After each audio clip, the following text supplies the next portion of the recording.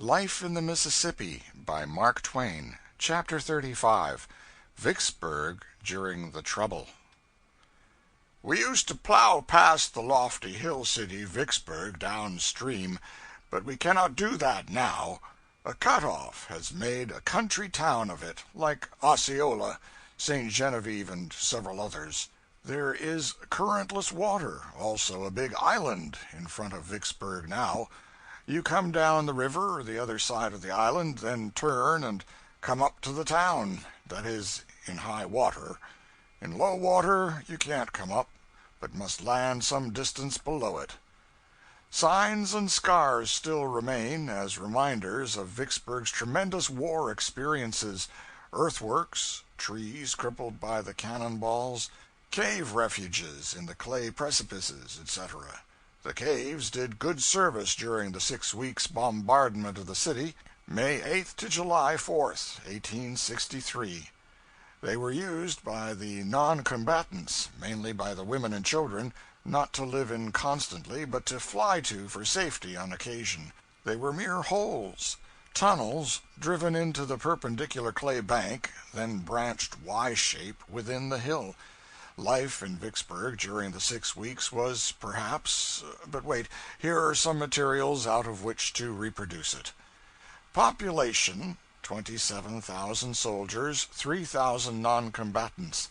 The city utterly cut off from the world, walled solidly in, the frontage by gunboats, the rear by soldiers and batteries. Hence, no buying and selling with the outside, no passing to and fro, no God-speeding a parting guest, no welcoming a coming one, no printed acres of world-wide news to be read at breakfast mornings, a tedious dull absence of such matter instead. Hence, also, no running to see steamboats smoking into view in the distance up or down, and plowing toward the town, for none came. The river lay vacant and undisturbed. No rush and turmoil around the railway station, no struggling over bewildered swarms of passengers by noisy mobs of hackmen. All quiet there. Flour $200 a barrel, sugar $30, corn $10 a bushel, bacon $5 a pound, rum $100 a gallon, other things in proportion. Consequently, no roar and racket of drays and carriages tearing along the streets. Nothing for them to do, among that handful of non-combatants of exhausted means. At 3 o'clock in the morning, silence. Silence so dead that the measured tramp of a sentinel can be heard a seemingly impossible distance. Out of hearing of this lonely sound, perhaps the stillness is absolute. All in a moment come ground-shaking thunder crashes of artillery.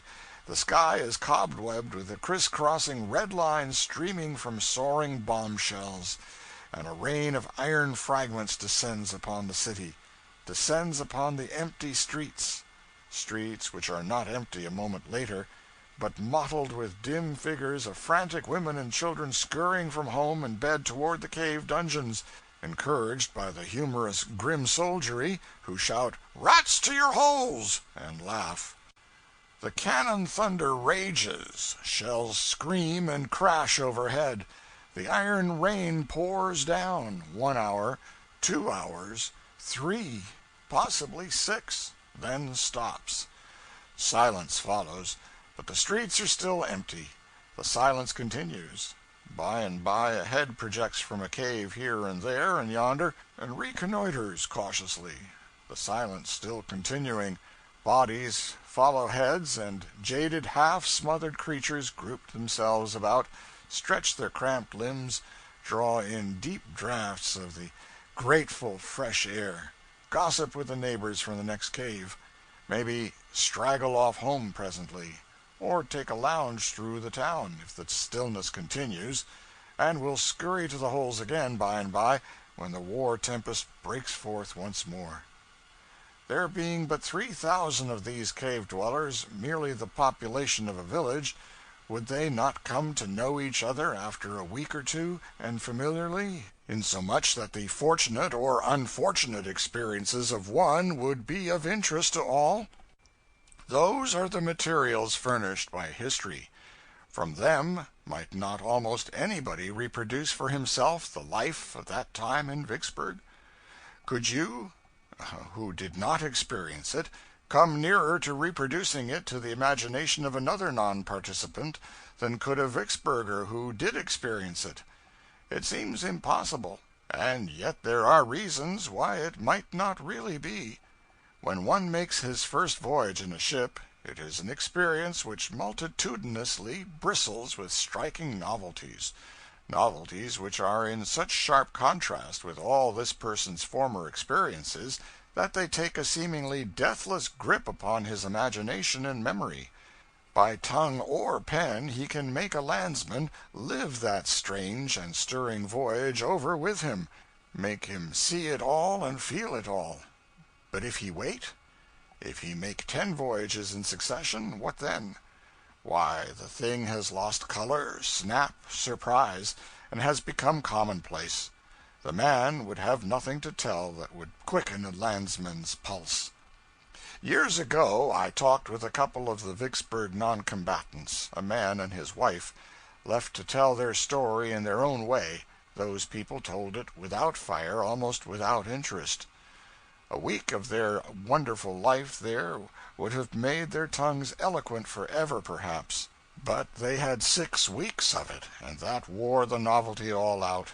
They got used to being bomb-shelled out of home and into the ground. The matter became commonplace. After that, the possibility of their ever being startlingly interesting in their talks about it was gone. What the man said was to this effect: "It got to be Sunday all the time, 7 Sundays in the week, to us anyway. We hadn't anything to do, and time hung heavy. 7 Sundays, and all of them broken up at one time or another, in the day or in the night, by a few hours of the awful storm of fire and thunder and iron. At first we used to shin for the holes a good deal faster than we did afterwards. The first time I forgot the children, and Maria fetched them both along. When she was all safe in the cave, she fainted. 2 or 3 weeks afterwards, when she was running for the holes one morning through a shell shower, a big shell burst near her and covered her all over with dirt, and a piece of the iron carried away her game bag of false hair from the back of her head. Well, she stopped to get that game bag before she shoved along again. Was getting used to things already, you see. We all got so that we could tell a good deal about shells, and after that we didn't always go under shelter if it was a light shower. Us men would loaf around and talk, and a man would say, 'There she goes,' and name the kind of shell it was from the sound of it, and go on talking, if there wasn't any danger from it. If a shell was bursting close over us, we stopped talking and stood still. Uncomfortable, yes, but it wasn't safe to move. When it let go, we went on talking again, if nobody hurt, maybe saying, 'That was a ripper,' or some such commonplace comment before we resumed. Or, maybe, we would see a shell poising itself away high in the air overhead. In that case, every fellow just whipped out a sudden, 'See you again, gents,' and shoved.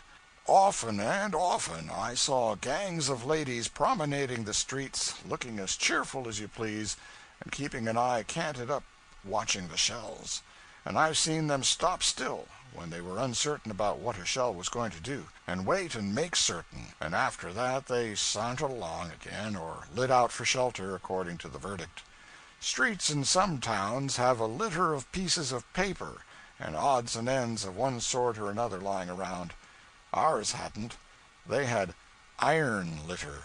Sometimes a man would gather up all the iron fragments and unburst shells in his neighborhood and pile them into a kind of monument in his front yard, a ton of it, sometimes. No glass left. Glass couldn't stand such a bombardment. It was all shivered out. Windows of the houses vacant, looked like eye holes in a skull. Whole panes were as scarce as news. We had church Sundays, not many there along at first, but by and by pretty good turnouts. I've seen service stop a minute and everybody sit quiet, no voice heard, pretty funeral-like then, and all the more so on account of the awful boom and crash going on outside and overhead. And pretty soon, when a body could be heard, service would go on again.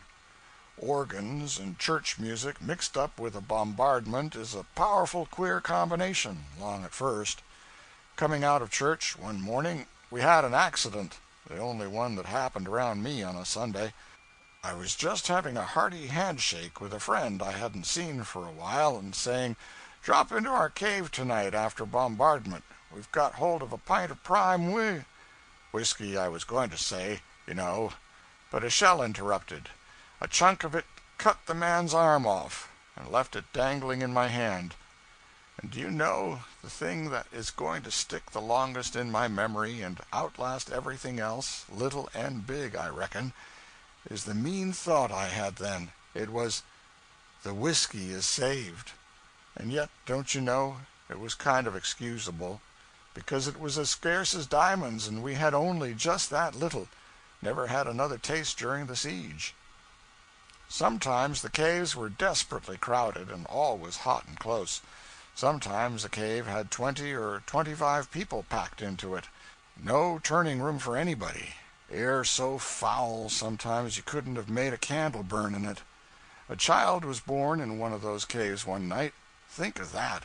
Why, it was like having it born in a trunk. Twice we had 16 people in our cave, and a number of times we had a dozen. Pretty suffocating in there. We always had 8. 8 belonged there. Hunger and misery and sickness and fright and sorrow and I don't know what all got so loaded into them that none of them were ever rightly their old selves after the siege. They all died but 3 of us within a couple of years. One night a shell burst in front of the hole and caved it in and stopped it up. It was lively times for a while digging out. Some of us came near smothering. After that we made 2 openings. Ought to have thought of that at first. Mule meat. No, we only got down to that the last day or 2. Of course it was good. Anything is good when you're starving. This man had kept a diary during 6 weeks? No, only the first 6 days. The first day, 8 close pages. The second, 5. The third, 1, loosely written. The fourth, 3 or 4 lines. A line or 2 the 5th and 6th days. 7th day, diary abandoned. Life in terrific Vicksburg having now become commonplace and matter of course. The war history of Vicksburg has more about it to interest the general reader than that of any other of the river towns. It is full of variety, full of incident, full of the picturesque. Vicksburg held out longer than any other important river town, and saw warfare in all its phases, both land and water. The siege, the mine, the assault, the repulse, the bombardment, sickness, captivity, famine. The most beautiful of all the national cemeteries is here. Over the great gateway is this inscription: "Here rest in peace 16,600 who died for their country in the years 1861 to 1865. The grounds are nobly situated, being very high and commanding a wide prospect of land and river. They are tastefully laid out in broad terraces, with winding roads and paths, and there is profuse adornment in the way of semi-tropical shrubs and flowers, and in one part is a piece of native wildwood, left just as it grew, and therefore perfect in its charm. Everything about this cemetery suggests the hand of the national government. The government's work is always conspicuous for excellence, solidity, thoroughness, neatness. The government does its work well in the first place, and then takes care of it.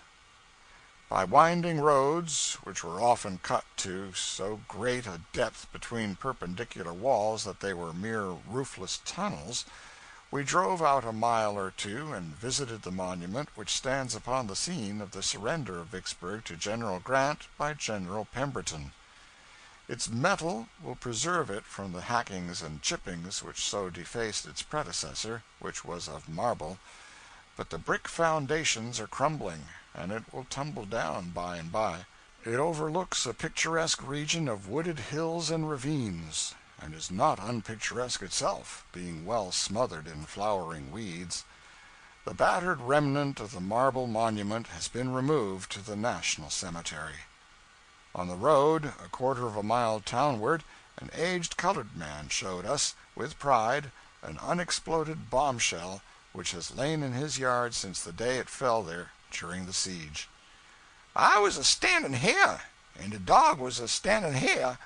The dog, he went for the shell, gwine to pick up a fuss with it, but I didn't. I says, 'Just make yourself at home here. Lay still while you is, or bust up the place, just as you's a mind to. But I's got business out in the woods, I has.'" Vicksburg is a town of substantial business streets and pleasant residences. It commands the commerce of the Yazoo and the Sunflower Rivers, is pushing railways in several directions through rich agricultural regions, and has a promising future of prosperity and importance. Apparently nearly all the river towns, big and little, have made up their minds that they must look mainly to railroads for wealth and upbuilding henceforth. They are acting upon this idea. The signs are that the next 20 years will bring about some noteworthy changes in the valley in the direction of increased population and wealth, and in the intellectual advancement and the liberalizing of opinion which go naturally with these. And yet, if one may judge by the past, the river towns will manage to find and use a chance, here and there, to cripple and retard their progress. They kept themselves back in the days of steamboating supremacy by a system of wharfage dues so stupidly graded as to prohibit what may be called small retail traffic in freights and passengers. Boats were charged such heavy wharfage that they could not afford to land for 1 or 2 passengers or a light load of freight. Instead of encouraging the bringing of trade to their doors, the towns diligently and effectively discouraged it. They could have made many boats and low rates, but their policy rendered few boats and high rates compulsory. It was a policy which extended and extends from New Orleans to St. Paul. We had a strong desire to make a trip up the Yazoo and the Sunflower, an interesting region at any time, but additionally interesting at this time, because up there the great inundation was still to be seen in force. But we were nearly sure to have to wait a day or more for a New Orleans boat on our return, so we were obliged to give up the project. Here is a story which I picked up on board the boat that night. I insert it in this place merely because it is a good story, not because it belongs here, for it doesn't. It was told by a passenger, a college professor, and was called to the surface in the course of a general conversation which began with talk about horses, drifted into talk about astronomy, then into talk about the lynching of the gamblers in Vicksburg half a century ago, then into talk about dreams and superstitions, and ended, after midnight, in a dispute over free trade and protection. End of chapter 35.